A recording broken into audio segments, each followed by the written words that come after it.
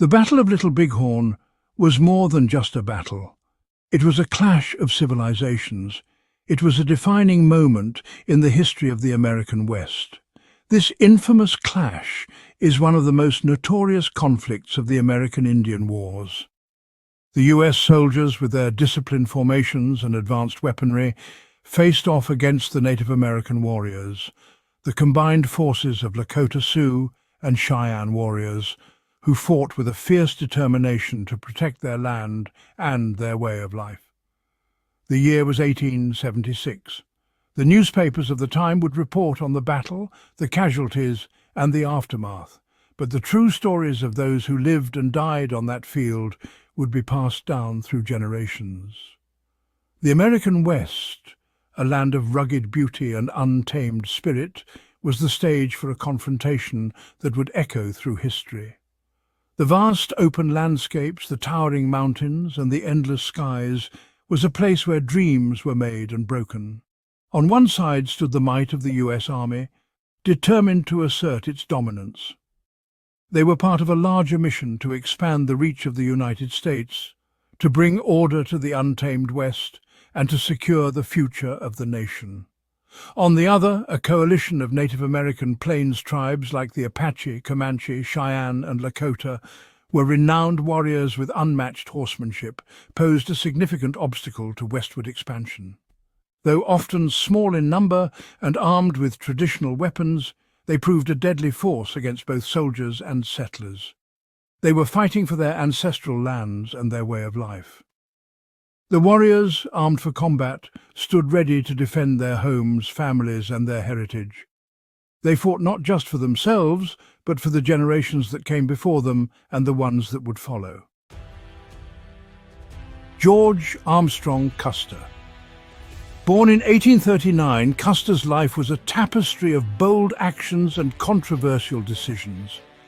He first made his mark during the Civil War, where his audacious tactics and fearless demeanor earned him rapid promotions.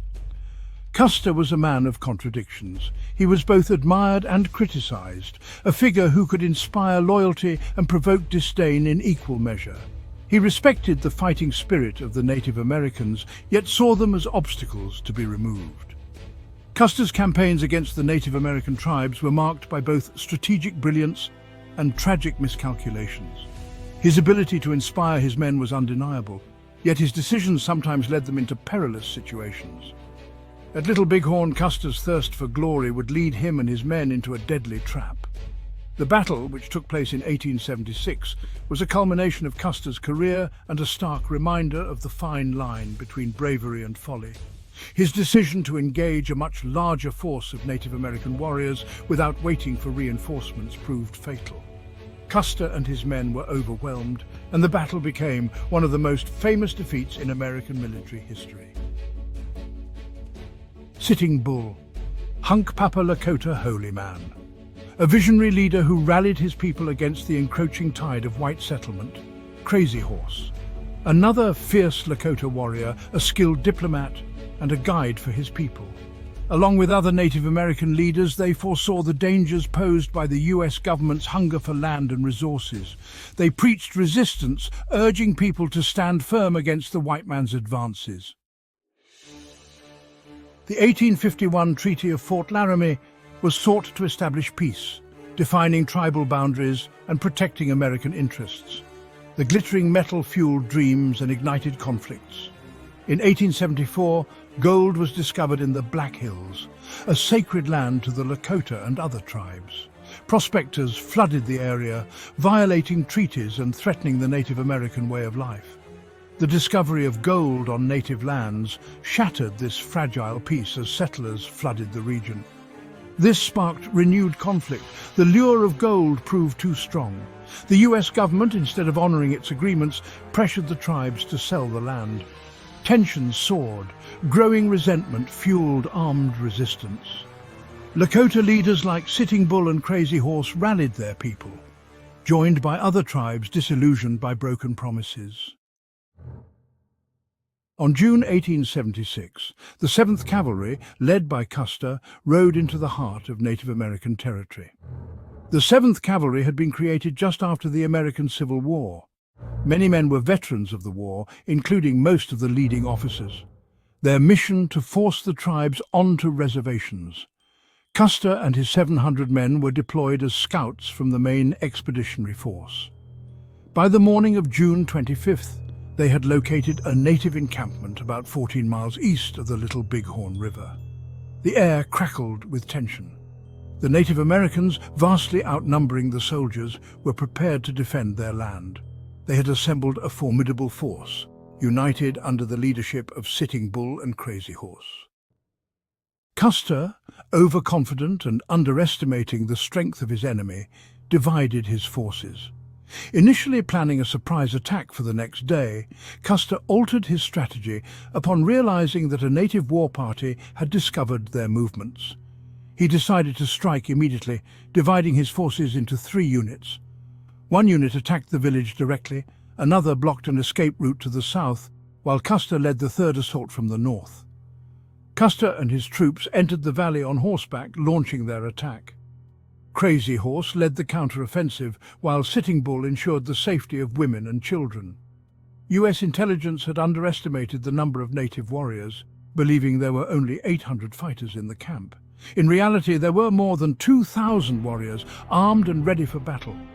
The native warriors, skilled horsemen and fierce fighters, surrounded Custer and his men. They fought with the fury of cornered animals, defending their families and their future. Outgunned and overwhelmed, they were annihilated within hours.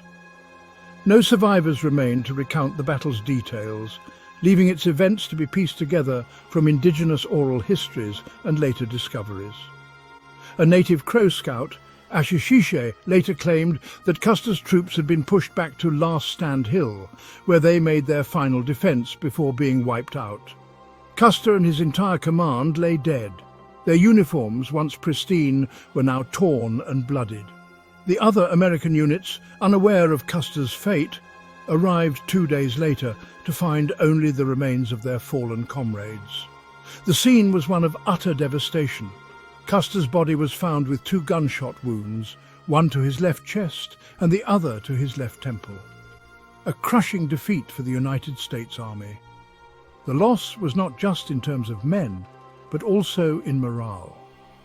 The defeat was a stark reminder of the challenges they faced in their campaign against the Native American tribes, a resounding victory for the Native Americans. The warriors who had fought with unparalleled bravery and skill celebrated their hard-won victory. They had defended their land and their way of life against a formidable enemy. Their victory was a testament to their resilience and determination, but victory came at a heavy price. The battlefield was also littered with the bodies of Native American warriors. Each loss was deeply felt by their communities. The victory, while significant, was also a reminder of the sacrifices they had made. The cost of defending their land was high, and the impact of the battle would be felt for generations.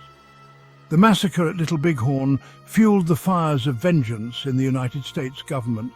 The defeat was seen as a humiliation, and there was a growing call for retribution. Government officials met in somber rooms, discussing their next steps. The army intensified its campaign against the tribes, hunting down those who had dared to resist. The soldiers, driven by a desire for revenge and a sense of duty, marched relentlessly. The campaign was brutal, and the impact on the Native American tribes was devastating. The Battle of Little Bighorn was just one chapter in a long and painful history of conflict and resistance.